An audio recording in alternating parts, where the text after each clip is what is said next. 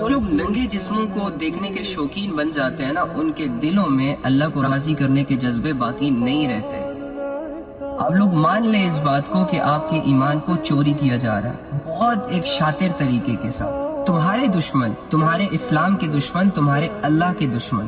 وہ لوگ جو کسی شریعت کے پابند ہی نہیں ہیں، وہ لوگ جو بے لگام گھوڑوں کی طرح اپنی زندگی گزار رہے ہیں، وہ تمہیں بھی اللہ کی نظروں میں گرانا چاہتے ہیں اور اس کے لیے محنت کر رہے ہیں۔ کہیں سے بھی کسی راہ چلتی ہوئی لڑکی کو پیسے دے کر اپوائنٹ کرتے ہیں، کیمرے کے سامنے اپنے جسم سے کپڑے اتارنے کے بھی پیسے دیے جاتے ہیں، پھر ان کے جسم کو ایک فیک طریقے کے ساتھ تمہارے سامنے پیش کیا جاتا ہے، بہت سارے فلٹرز لگا کر ان کی بیوٹیز کو نکھارا جاتا ہے، ایپس یوز کر کے ان کی ایکنیز کو دور کیا جاتا ہے، ان کی باڈی شیپس کو چینج کیا جاتا ہے، انہیں اسکرپٹ پکڑائی جاتی ہے کہ آپ لوگوں نے یہ باتیں کرنی ہیں، یہ سینز کریٹ کرنے ہیں۔ اس طرح سے تم لوگوں نے مسلمانوں کو بیوقوف بنانا،